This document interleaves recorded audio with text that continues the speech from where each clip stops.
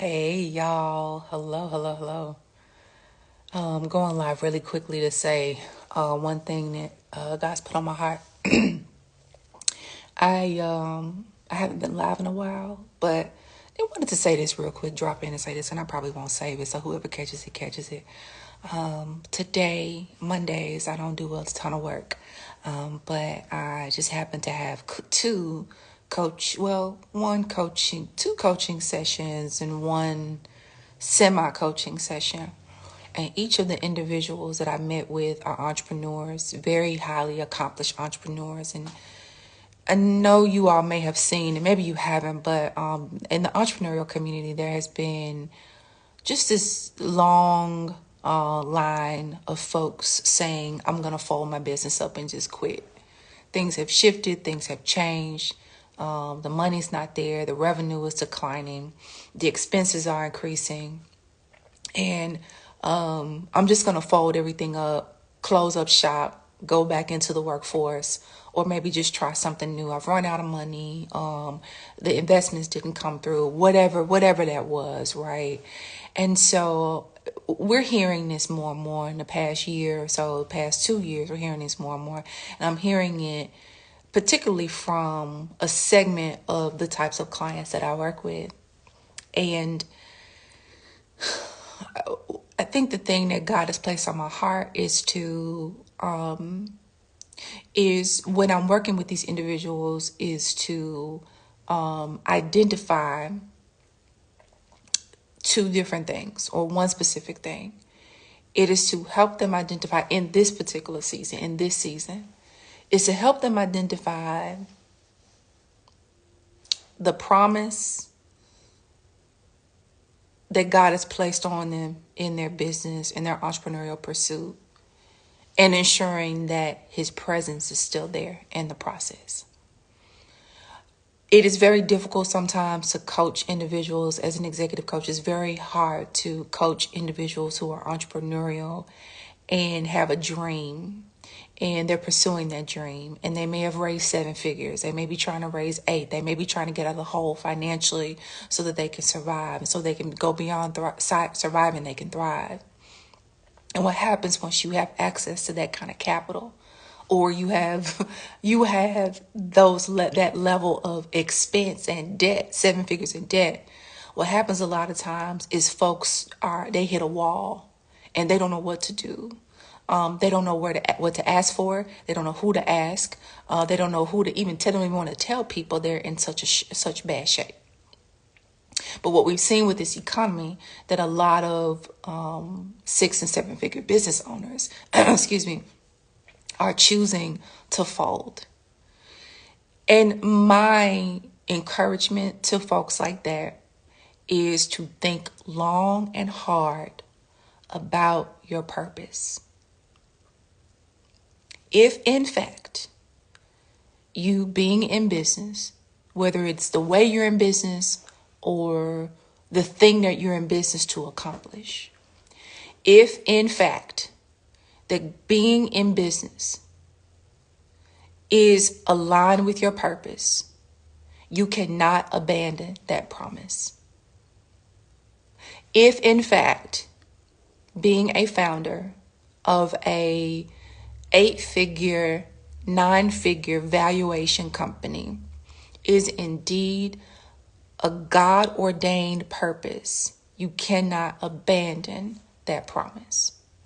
There are moments, I believe, in business where in our careers where we do have to walk away, right? Or be prepared to walk away. Sometimes you have to be willing to walk away from something that is comfortable and walk away from something that is challenging in order to say, I'm done here, even though it doesn't feel like I'm finished. One of my mentors told me years ago, and I haven't talked to her in a while, I need to reach out to her. One of my mentors told me years ago when I started my second business, first business was a PR firm, the second business was a PR firm. And when I was exiting my second PR firm, One of my mentors told me I felt so guilty for leaving a business that I had built. We were almost at 7 figures in revenue. I had a partner, I had a team, and a business partner, that is, and a team of full-time employees. So I felt I was in debt, not indebted, but I was obligated to see this baby grow, right? To build up my business with my business partner and a team of full-time employees. But I knew this arrangement after 3 years was over. I knew it was over. And I knew that God was calling me out of PR and into another level of consultancy, which is the work that I do now as an executive coach and doing the DEI strategy work.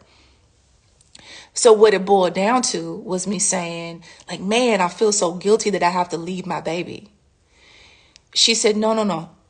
You're done when you're finished. I didn't know what she meant by that right away. She had to break it down to me. She said, Ariel, when you are done with something, you are finished for that season. And the next thing that will come will make sense if you're willing to walk away from the thing that you know you're done with. You can't have your hand open for more and have the other hand closed, still holding on to the other thing. So she made sense for me that there are seasons where you feel obligated to hold on to something because you've invested in it and you've built it and you put all your blood, sweat, and tears into it, when in reality, you've done as much as you can do for that thing in that season. And if it is tied to your purpose,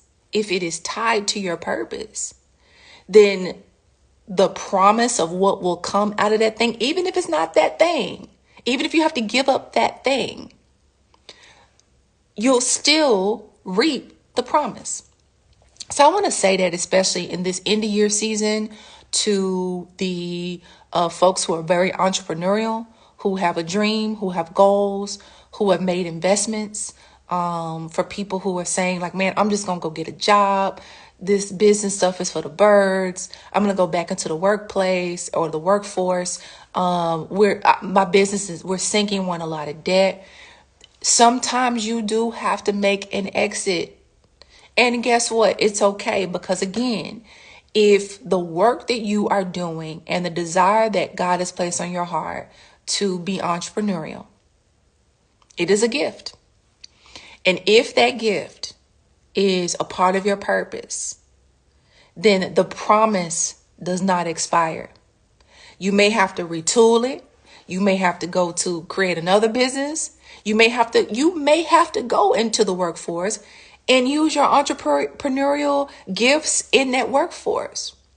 But don't abandon the thing that is in you, right? Because again, if it is indeed God-ordained, if it is a God-ordained purpose that is in you, you can go to the workhouse, you can go to start up a business, you can babysit, whatever it is, you can be a nanny. That thing is in you and it's going to come out of you.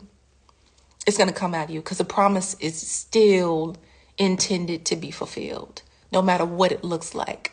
So I want to encourage you all. I don't know that I will save this. I might save it. I know I would save this, but I'm speaking directly to my entrepreneurs. This year makes 20 years of entrepreneurship for me, and I'm grateful. But 20 years today doesn't look the way that I thought it would have looked at the beginning, or even 10 years ago, not even 5, not even 2 years ago. My 20 years today doesn't look the way that I thought it would look. I thought it would look differently. I thought it would look better, and it don't. But I know that the purpose in me to pursue entrepreneurial ventures and entrepreneurial efforts and run business and lead business and create business, right? And create solutions in business, that's a part of my purpose. So I'm never going to abandon that. It may look differently than it looked before. It may have to have a different container. It may have to have a different feel. It may have to go in a different route, a different avenue. But because those pursuits are a part of my purpose, I cannot abandon that promise. So I speak specifically to those who are entrepreneurial, Particularly, again, I just hopped off a call with had a call, two earlier calls today with my entrepreneur clients. And again, when I say entrepreneur, these are individuals generating 6 and 7, upwards and 8 figures in revenue, right? So I want you to be encouraged if you are watching this, if you catch this, you may catch this and you may not be a entrepreneur generating 7 figures, and that's fine. If you know someone who is, pray for them, inspire them, encourage them, because the entrepreneurial journey is, child, it requires a lot of prayer and a lot of discipline and a lot of support. And we often support folks, and I'm not anti-job in any way. We see people post the job. I got the job. They post it on LinkedIn. They post it on wherever they put new job, whatever. I'm thrilled to announce that I'm the new such and such organization. We cheer them on. But the moment people say I'm starting a business, it's almost crickets. The moment people say, I'm looking to generate XYZ funding for my business, can you connect me to founder, I'm a founder, can you connect me to an investor? People like, yeah, I know somebody. I don't know anybody, right? Yes, you need thick skin. Thank you. There's a different mechanism and a different level of respect there's a different mechanism at play and a different level of respect in saying I got the job versus I'm starting the business or I just generated a 6-figure, a 7-figure investment for my business. The average thought process of someone has no clue what that means. No clue what that means. But the folks who know what that means, we're going to go through it. Imagine the organization that you work for if you're an employee. Imagine some of the best companies in the world. They had to start where many entrepreneurs are starting today. Your Amazon, your whoever, they had to start where many of your entrepreneurial friends and colleagues and family members and people that you follow here on social media, they had to start somewhere. So while we're cheering folks on, we have to keep in mind that this is purpose work. It's purpose work. And again, I'm here specifically wanting to, or feeling led to speak to those of you who are entrepreneurial, who have a venture, who have a business. You are a founder. You have seen 6, almost maybe 7 figures in revenue, or you may have 6 or 7 figures in expenses and debt. And you are wondering, Lord, how am I going to get out of this hole? How am I going to get over the hump? We don't know. I don't know what 2025 was going to look like for us or for me. I don't even know what it's going to look like for my family. We are trying to just figure out survival. Remember, whether you have to pivot out of the business or pivot through the business, always center the fact that this is purpose work. And if this is purpose work, God's presence will be with you. If this is purpose work for you, His promise will not fail.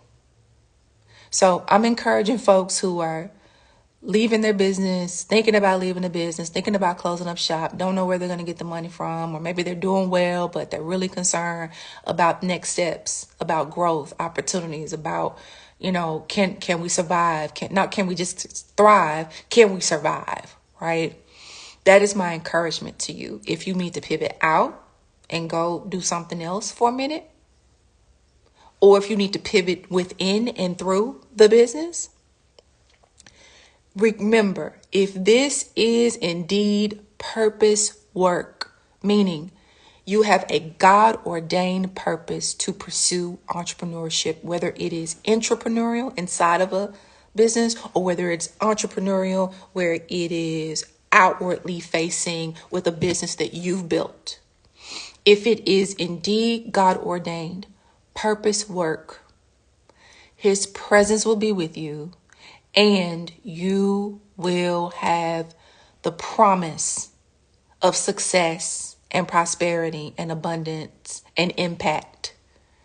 And that promise does not expire. You have to keep at it. You have to pursue it. If indeed this is purpose work. And for some folks, you may need to reconsider. You may need to reconsider. Is this purpose work? Is this purpose work? Is this aligned with my God-ordained purpose? Was this an effort that I established for a season? Was this entrepreneurial effort something that is going to get me to a next thing? Sometimes we start a business and we don't run it. We don't operate it for a lifetime. It's for a season. Sometimes it's for a reason. We needed to get over the hump and we needed some experience. We had a gift, we had a skill, we had a talent. We needed to be able to generate, some additional income, supplemental income, some kind of way, whatever that was. This is the time I believe God is calling entrepreneurs to fine tune our purpose in business, making sure that what we're doing is God ordained. And as we discover that purpose in business, we will identify that if it is indeed God ordained, He will retain His presence for the success of that business, for the guidance of that business, for the outlook, for your foresight, for your vision, and the promise will never expire. The success, the prosperity, the abundance, the impact, the influence that you will make, you will see it come to pass. All right, that's all I want to say.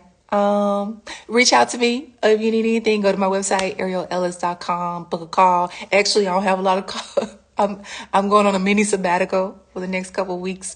So I don't have a ton of calls available, but feel free to reach out if it can work, if you see fit to reach out. I particularly work with high net worth individuals, high profile public figures, and first generation millionaires of color. And if you do not fit into one of those categories, that's fine. We can kind of talk through if there's someone else who can support you, who I love and trust, and I can put you in their care. All right. Thank you, and hope to talk to you soon.